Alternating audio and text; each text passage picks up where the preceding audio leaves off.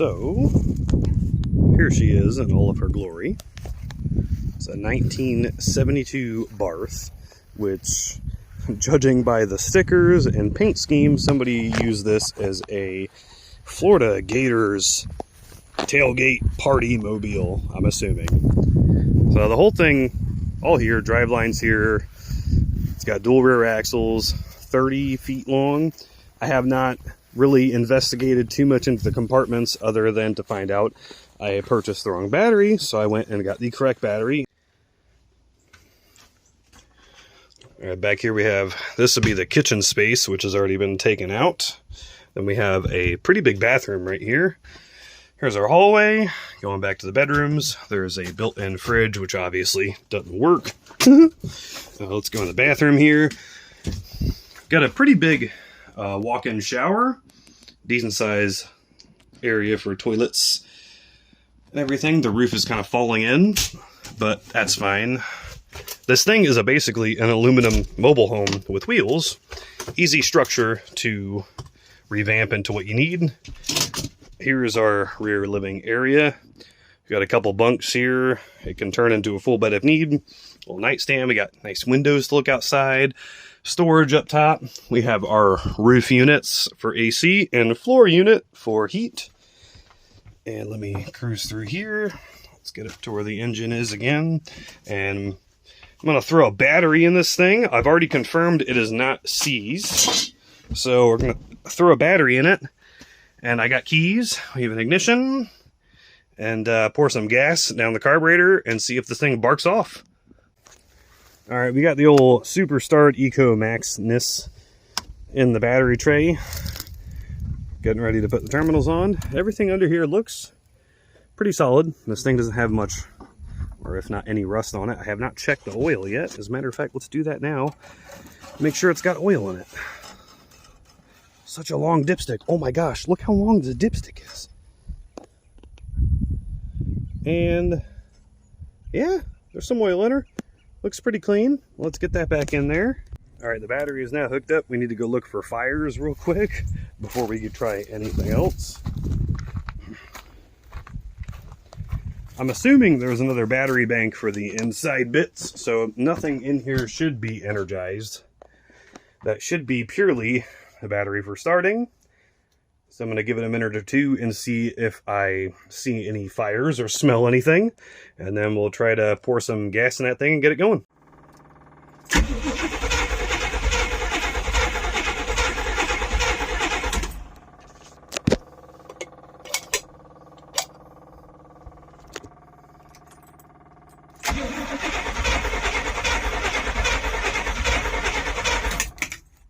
All right, I'm thinking we got no spark.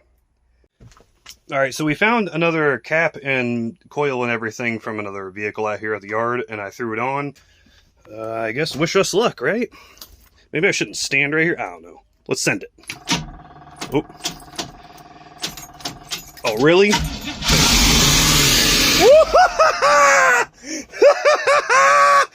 Whoa, did you hear that? She fired right up. All right, just poured a little gas in there. Step aside here again.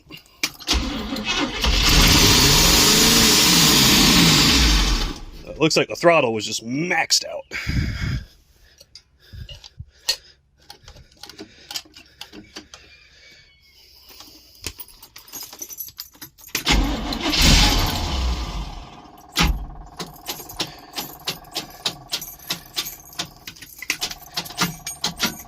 Come on, baby.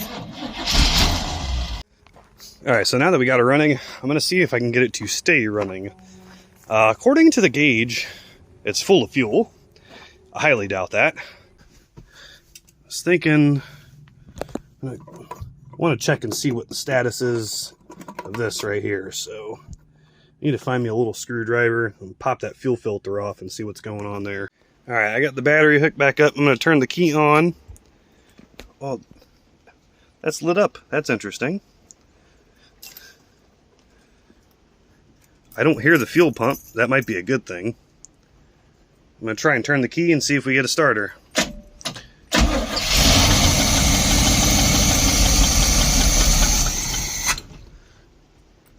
That was great. come on, baby.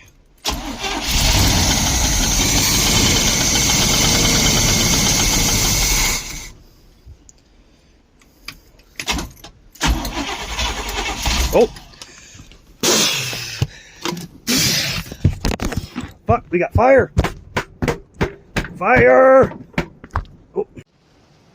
Our fuel filter is leaking terribly, which just started a fire a second ago.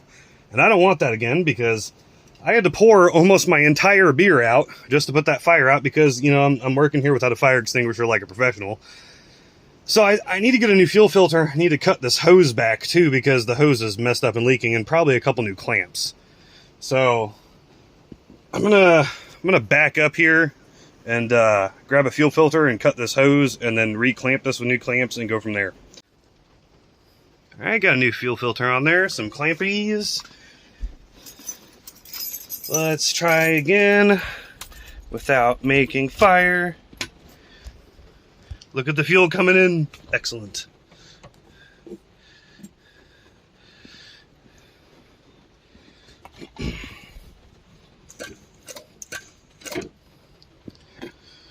Here we go.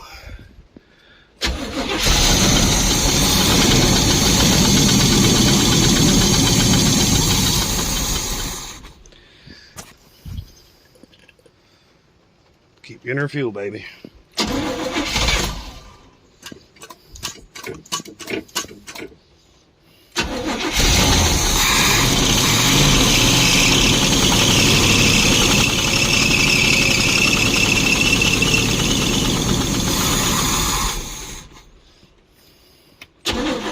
There we go, idling on her own.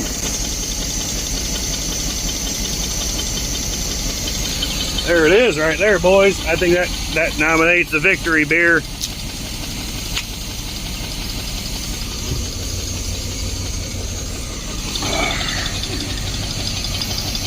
She's alive. But I have found a problem.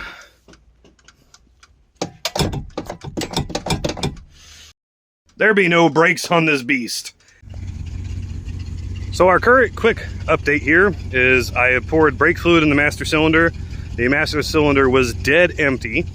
I pumped up the brakes and I feel like there's a little brake pedal now, but not quite sure if the system needs to be bled or not, because like I said, it was dry.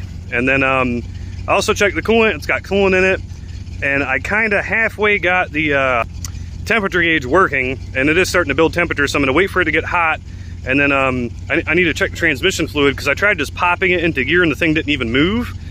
And you can't check the dipstick until like the engine's up to operating temperature, but I checked it and it was dry. So I just threw a quart of tranny fluid in there, and then I'm going to let it warm up and check the fluid again. And if I need to add more fluid, I got more, and then we're going to try to get this thing to move, because like I said, I put it into gear, all the gears, and it didn't even like buck like it tried to engage. So either transmission's bad, no fluid in transmission, or the gear selector is not hooked up properly, which I'll start covering all that after I let this thing get to operating temperature. The thermostat seems like it's opening, and I just kind of want it to cycle through. All right, so off camera, let me zoom this out. We just got the RV moved here. Put 2 quarts of tranny fluid in it and moved it. You can go ahead when you're ready. He's gonna record me just moving this thing. Let's try and start it back up, a hot start without pumping carb. All right, and put it in drive.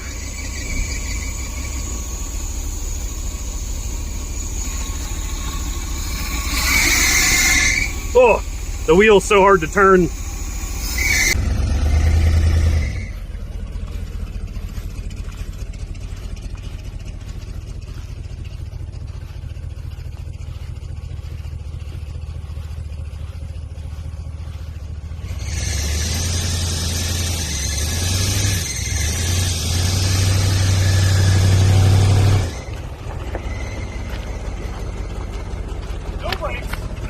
No brakes.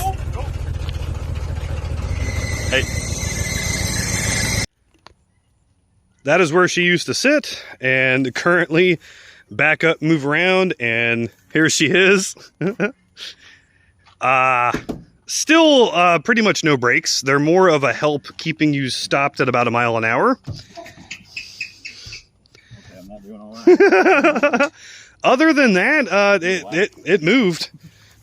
Just a couple of quarts of transmission fluid got the transmission to a gauge, and it moved itself over here.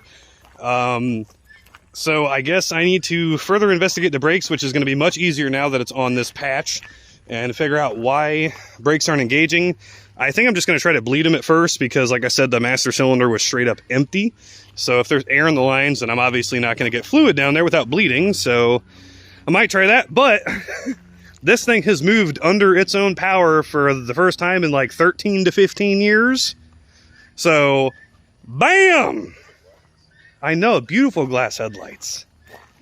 Now remember, guys, if you want to see more of the Barth RV getting turned into a modern day motorhome, make sure you guys sub, like the video, and we'll go from there. It's moved. That's a big plus. Little victories, like I said, the little victories are what counts. Thanks, guys.